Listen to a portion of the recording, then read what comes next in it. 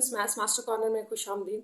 आज हम डिस्कस करेंगे चैप्टर नंबर 4 की मिसलेनियस एक्सरसाइज का क्वेश्चन नंबर 1। जो क्वेश्चन नंबर 1 है वो हमने पार्ट नंबर 1 में सॉल्व कर लिया है। तो 2 जो है ये 2 से लेकर 14 तक ये सब है फैक्टराइज द फॉलोइंग।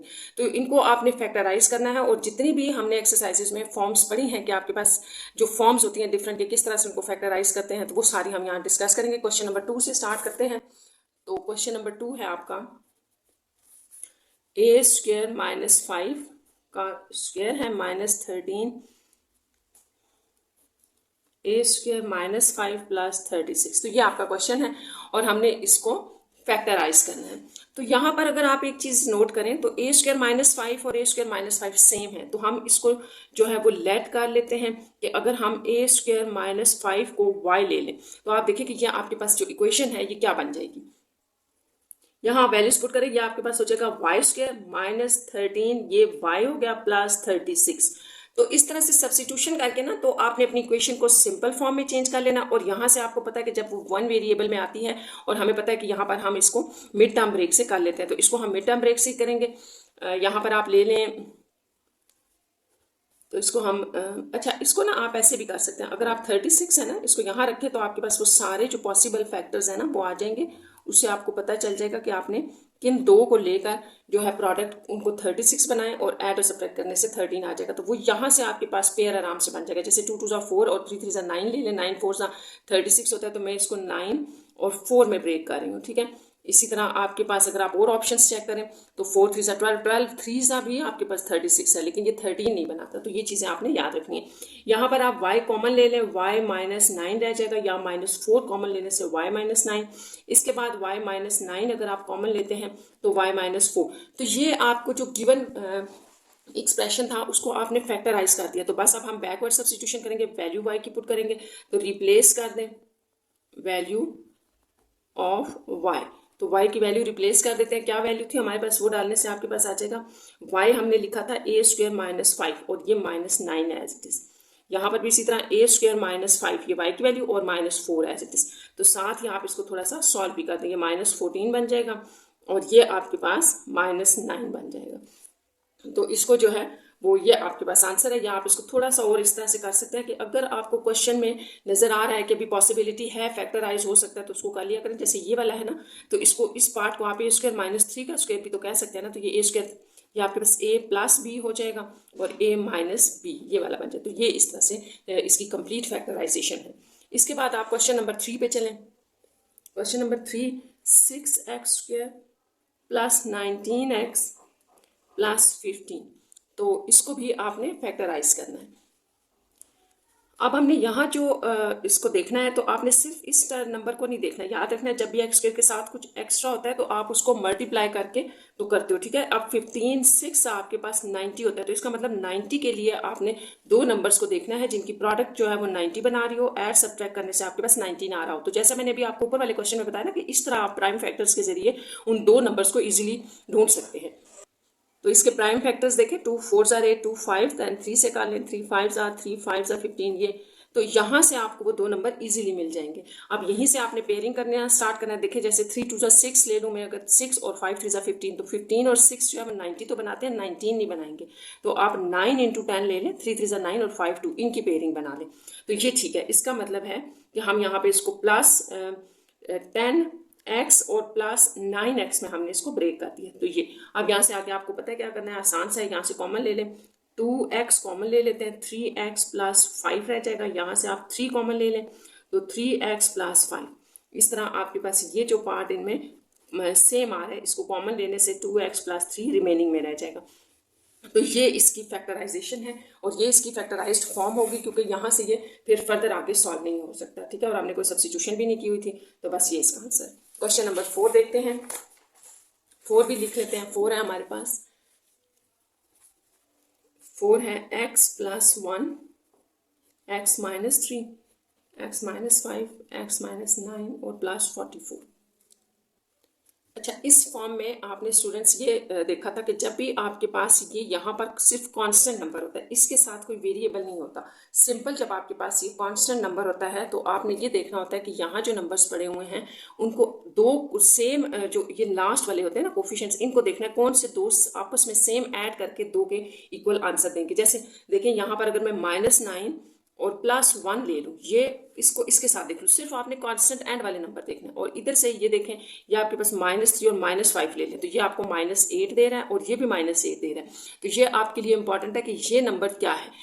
ये आपके पास अगर बगैर किसी वेरिएबल के हो, यहाँ पे अगर x² आएगा तो फिर हम प्रोडक्ट देखते हैं, फिर हम कुछ और देख रहे होते हैं। यहाँ पर आपके पास अगर ये सिंपल कॉन्स्टेंट नंबर आएगा तो आपने इन चार जो दिए हुए होंगे इनमें पेयरिंग करनी है और ऐसे करनी है कि जो कॉन्स्टेंट है इनके वो दो आपस में ऐड करने से दूसरे के इक्वल आंसर आ रहा हो। तो इसका मतलब कि यहाँ हमें ये समझ आ रही है कि x+1 और x-9 आपस में पेयर बनाएंगे और रिमेनिंग में x-3 और x-5 पेयर बनाएंगे और ये वाला नंबर आप एज इट इज रख देंगे।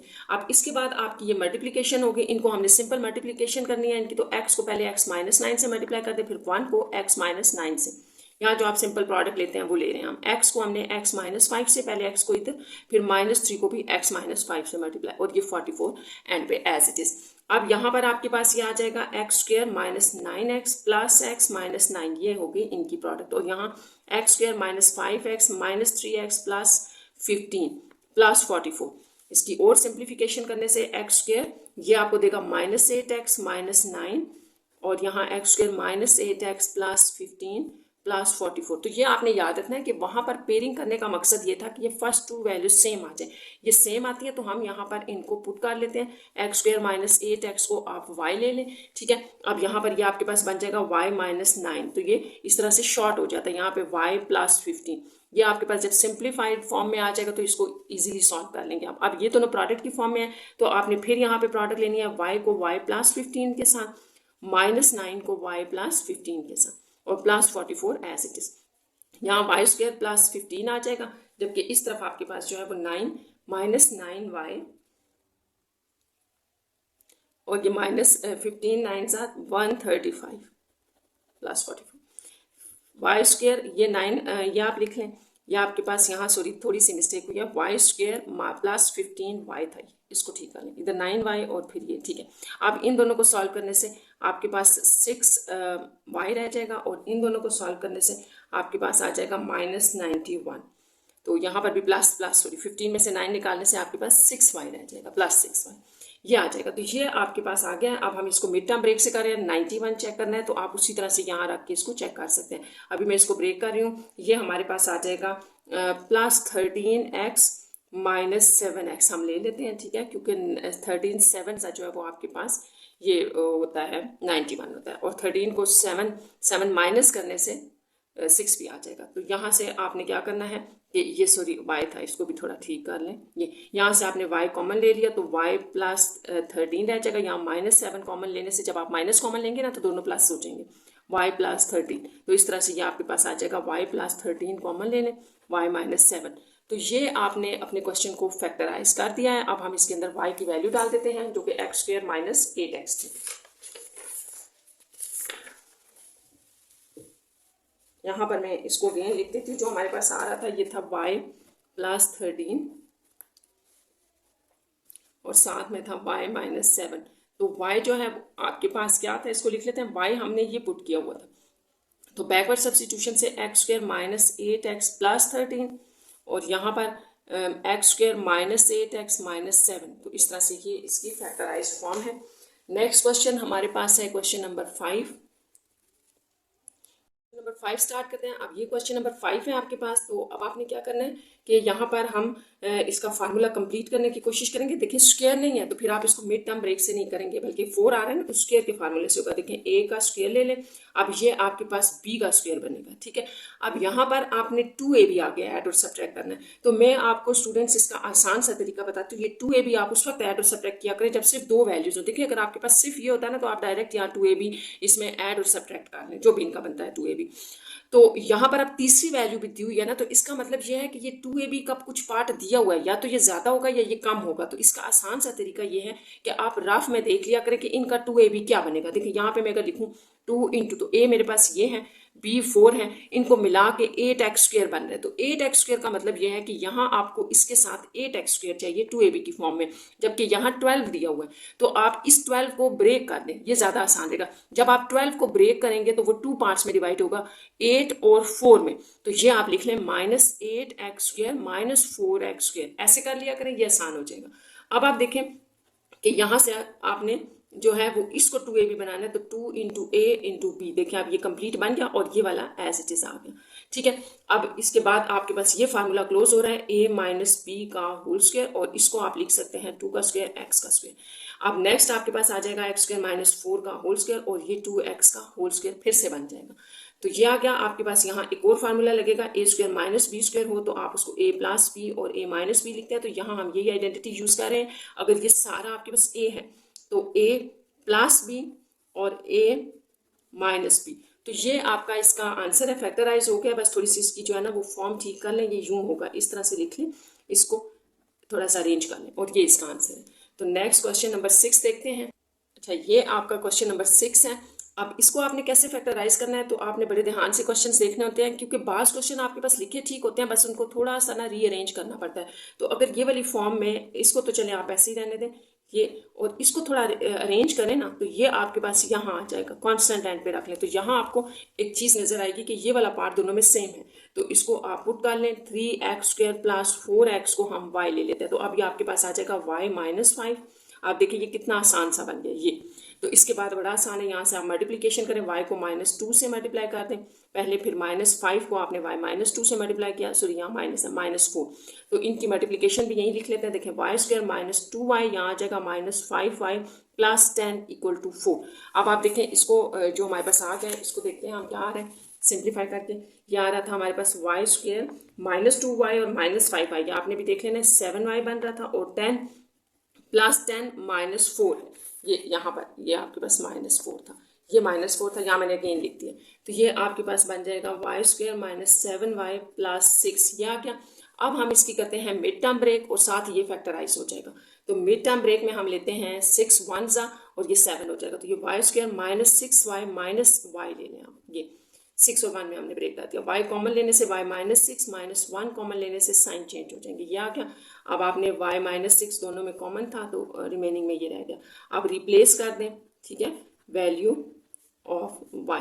तो y की वैल्यू रिप्लेस करने से हमारे पास क्या आ जाएगा, चले y को लिख लेते हैं। हमने y क्या लिया था, 3x² + 4x ये था, तो इसको यहाँ डाल देते हैं, 3x² + 4x और साथ में ये -6, और इधर भी 3x² + 4x -1। तो इस तरह से ये क्वेश्चन नंबर 6 का आपका आंसर है। ये क्वेश्चन नंबर 7 है आपके पास। तो ये आपके पास स्क्वायर की फॉर्म तो नहीं बनाएगा, ठीक है, क्योंकि 2 और 3 आ गए, तो आप इसको मिड टर्म ब्रेक से कर लें। तो मिड टर्म ब्रेक में 3 2 6 आपने बनाना है, तो 3 और 2 ही ले लें। जैसे यहाँ पे हम लिख लेते हैं -2m² n² + 3m² n² -3n4। तो वो इस साइड पे ना स्टूडेंट्स 3 था, तो मैंने 3 वाली टर्म इस तरफ रख दिया, वरना आप इस तरफ रखेंगे तो भी आंसर ठीक आ जाएगा। तो ये इनको सॉल्व करके वही m² n² आ रहा है। यहाँ से अब आपके पास 2m² कॉमन आप ले लें, तो अंदर m² रह जाएगा यहाँ, जबकि यहाँ -n² + 3m² यहाँ कॉमन ले लें, तो ये 3 और n² बाहर चले गए, तो m² माइनस यहाँ पर 4 थे तो 2 रह गए। ये अब ये देखिए ये दोनों सेम हो गए, आप इनको ले लें कॉमन, और रिमेनिंग में आपके पास 2m² + 3n² है। तो जैसा कि हम इनको फैक्टराइज कर रहे हैं, तो ये फर्दर हो सकता है, या आप इसको m + n और m - n लिख सकते हैं, और साथ में 2m² + 3n² आ जाएगा। इस तरह ये इसकी फैक्टराइज्ड फॉर्म है। तो अब हम क्वेश्चन नंबर 8 लिख लेते हैं। अच्छा, ये है स्टूडेंट्स आपके पास क्वेश्चन नंबर 8। अगर यहाँ पे स्क्वायर की फॉर्म बनती तो हम उसको कर लेते। देखिए आप 56 तो किसी का स्क्वायर नहीं बन रहा, इसलिए इसको हम कंप्लीटिंग स्क्वायर से नहीं कर सकते, तो इसको मिड टर्म ब्रेक से कर लें। और जो आपके पास मिड टर्म ब्रेक से इजीली हो जाते हैं उनको कर लिया करें। जैसे यहाँ 1 है तो 56 देखना है हमने, तो आप इसको यहाँ रखें, इजीली आपको पता चल जाएगा कि क्या 2 नंबर लेने हैं। 2 2 4, 2 8 फिर 2 1 2 4 2 7 एंड देन ये। तो ये आपके पास वो नंबर्स हैं जिनमें वो 2 पेयर पड़े हुए हैं, ठीक है, वो पेयर आपने खुद देखने होते हैं। जैसे देखिए 2 2 4 4, अगर मैं यहाँ पे 8 और 3 ले लूँ ना, 8 और 7 थोड़ी, तो ये 56 तो देंगे लेकिन ये 10 नहीं देंगे। तो फिर आप ऐसे कर लें, 7 2 14, 14 × 4 कर लें, ये आपको 56 भी देगा, और 14 में से 4 माइनस करने से 10 भी आ जाएगा। तो ये थोड़ा सा आपने ध्यान से बनाना होता है। इसको प्लस 14x²y², ये वाले वेरिएबल साथ एज इट इज आ जाते हैं। ये तो आपको पता है, मिड टर्म ब्रेक में हम करते हैं। और इसमें से माइनस कर दें 4x²y² और ये 56y4। अगर आप ये मिड टर्म ब्रेक कर लेंगे तो आगे बहुत आसान है। यहाँ से x² कॉमन ले लें, x² प्लस 14y² रह जाएगा।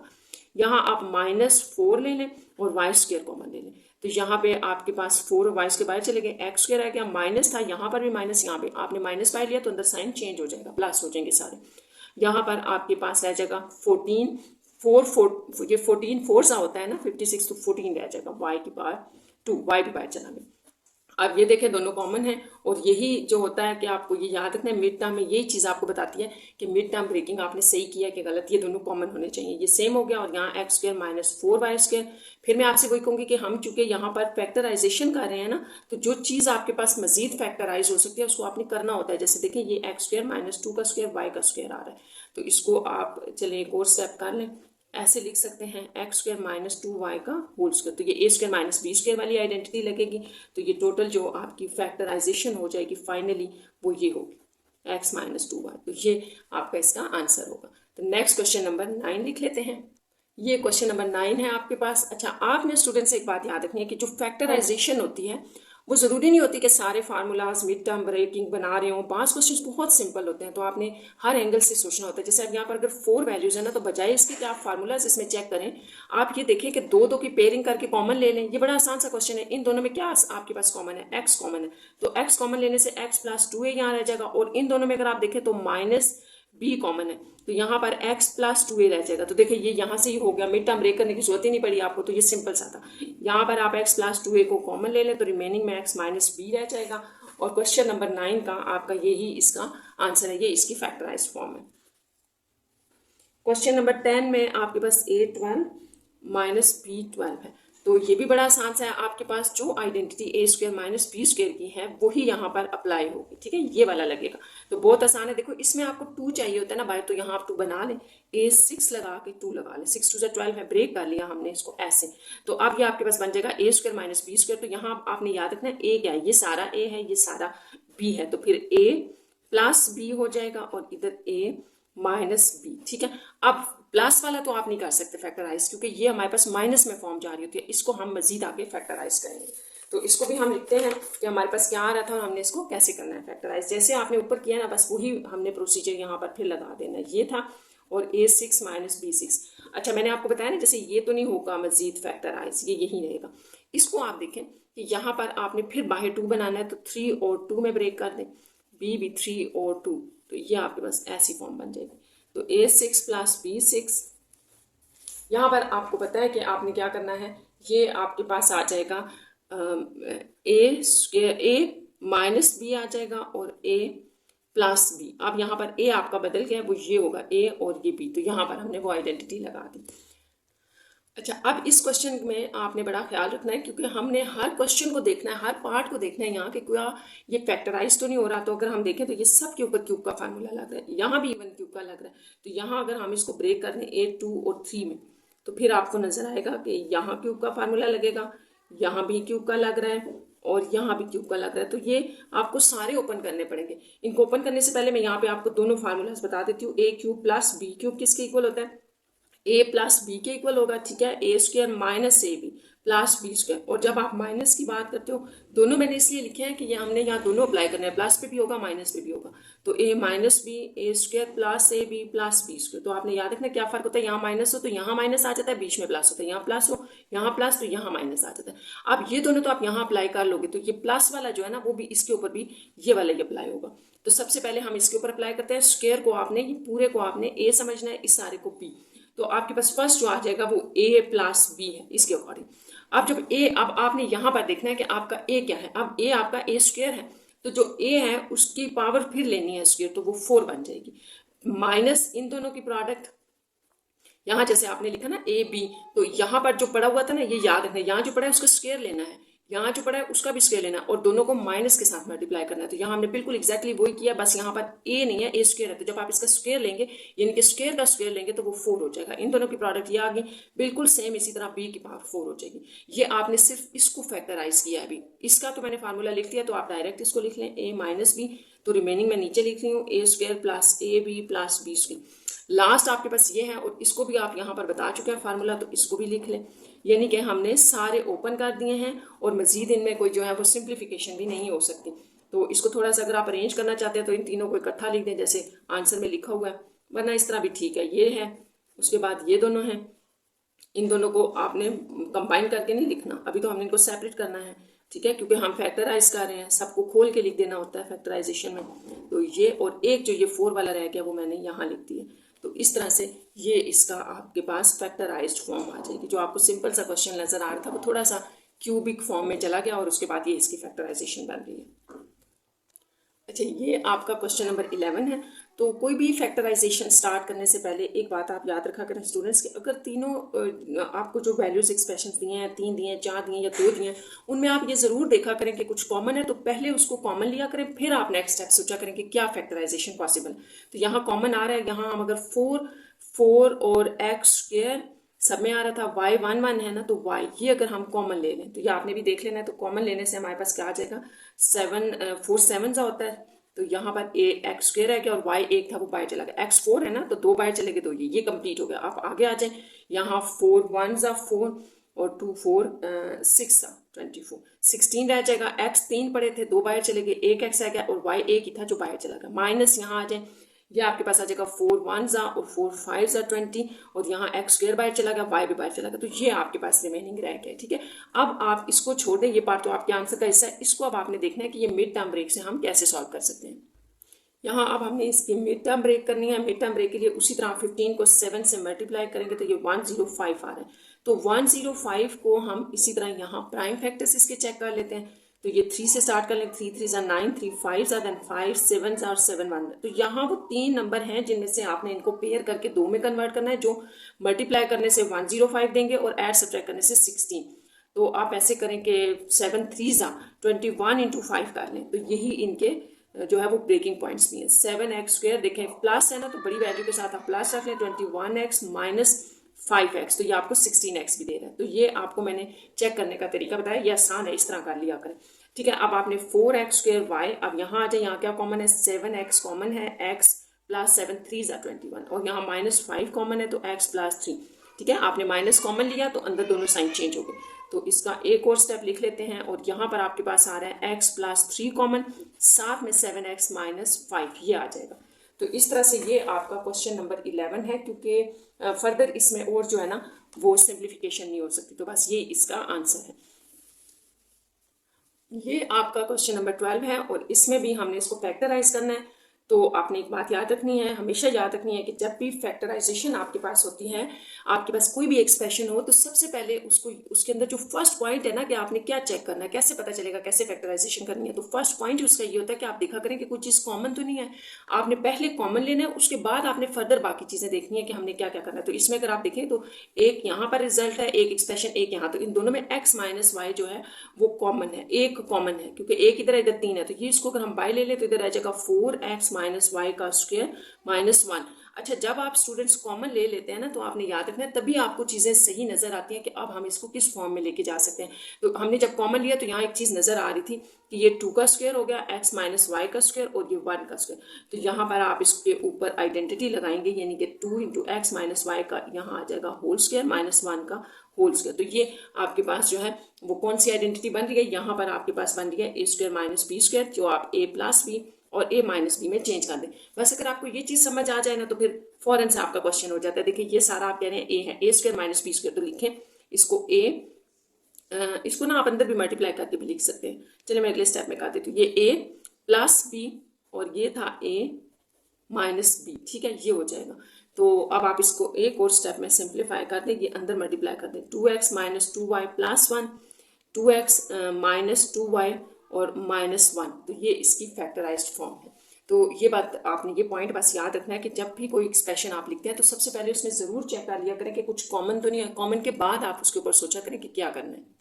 ये आपका क्वेश्चन नंबर 13 है, और फिर उसी बात पर आ जाए जो अभी भी आपको मैंने बताया कि कॉमन चेक कर लिया करें। देखिए, जब 3 होते हैं या 2 होते हैं तो आप उनमें से कॉमन चेक किया करें। ठीक है, दूसरा हिंट मैं आपको बता रही हूँ फैक्टराइजेशन के लिए कि जब भी 2 एक्सप्रेशन या 3 होते हैं उनमें से आप कॉमन चेक किया करें, लेकिन जब 4 होते हैं तो पेयर करके कॉमन चेक किया करें। आप इन दोनों में से और इन दोनों में से हम कॉमन चेक करेंगे, ना कि आप पूरे सारों में से चेक करें। तो दो दो में कॉमन अगर हम देखें ना तो इसमें आपको पी स्क्वायर कॉमन नजर आएगा, अंदर आ जाएगा x cube minus 8y cube, और यहाँ पर आप अगर देखें तो -4 क्यू स्क्वायर कॉमन है, ठीक है। अंदर आ गया एक्स क्यूब, इस माइनस की वजह से कॉमन लेने से ये साइन माइनस का हो जाएगा प्लस का, और 4 8 32 होता है, और साथ में वाई क्यूब। तो ये देखें दोनों सेम आ गए। तो ये चीज में आप हमने पीछे भी क्वेश्चन में किया कि जब 4 वैल्यूज होती है तो 2 2 के पेयर करके कॉमन ले लिया करें। अब आपके पास ये कॉमन है ना, तो इसको आप इस तरह से लिख लें, ये दोनों में से बाहर ले लें तो अंदर ये रह जाएगा। लेकिन यहाँ हमारी फैक्टराइजेशन कंप्लीट नहीं होगी क्योंकि ये भी आगे फैक्टराइज हो रहा है और ये भी हो रहा है। अब आपने यहाँ पे फार्मूलाज चेक करने कि कौन से हमने लगाने हैं। यहाँ पर आप देखें ये आपके पास है एक्स क्यूब, और इसको अगर आप 2y का होल क्यूब ले लें, ठीक है, ये क्यूब है सॉरी, तो ये आपके पास आ गया, ठीक है। और यहाँ आपके पास स्क्वायर का फार्मूला बन रहा है, तो 2q का होल स्क्वायर, जैसे आप 4q स्क्वायर को 2 स्क्वायर क्यू स्क्वायर कहते हो, फिर 2 का होल स्क्वायर। इसी तरह बिल्कुल एग्जैक्टली मैंने y का भी किया है कि 2 क्यूब y क्यूब है तो 2y का होल क्यूब, ये चीज़ यहाँ पर मैंने की। तो यहाँ a cube minus B cube का formula a square minus B square का, तो ये फर्दर दोनों जो है वो आपके पास फैक्टराइज हो जाएंगे। तो इन इसका भी मैं फार्मूला लिख रही हूँ और इसका भी, इसके ऊपर जो आप अप्लाई करेंगे वो होगा a cube minus B cube, और ये आपके पास होता है a minus B A square plus A B और प्लस बी स्क्वायर, जबकि इसके ऊपर जब आप लगाएंगे वो होगा sorry A square minus B square का, तो ये होता है ए प्लस बी। ये सारे आपको आने चाहिए, ठीक है, यही आपने फैक्टराइजेशन में सारे यूज करने, तो दोनों के ऊपर हम इंडिविजुअली फार्मूलाज अप्लाई करें। तो जो पहला था, चले मैं यहाँ लिख लेती हूँ, ये था, इसके ऊपर आपने क्यूब का लगाना है, और अब आपने क्यूब का देख लेना है कि हमारे पास क्या है, मैंने पीछे लिख दी है फार्मूला। तो इसके ऊपर हम लगाते ए माइनस बी, तो ये ए माइनस बी आ जाएगा, ठीक है, क्योंकि अब आपका ये ए है और ये बी है। और फिर यहाँ पर जब भी आप क्यूब का फार्मूला लिखते हैं ना स्टूडेंट्स, तो आपने याद रखना कि एक पार्ट आप लिख लेते हैं तो दूसरा इसी को देख के लिखा करें, उसको देख के कंफ्यूज नहीं करना अपने आप को।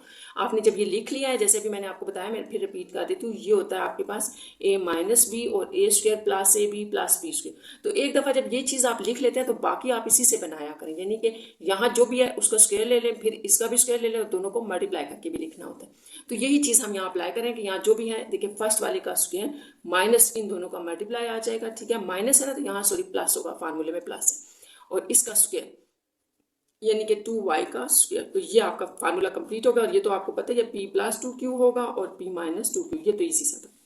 इसका एक और स्टेप कर लेते हैं, आप इसको लिख लें एक्स स्क्वायर प्लस 2xy और प्लस 4y स्क्वायर, ये हो जाएगा, और इधर p प्लस 2q और p माइनस 2q। तो ये इसकी कंप्लीट फैक्टराइज्ड फॉर्म है।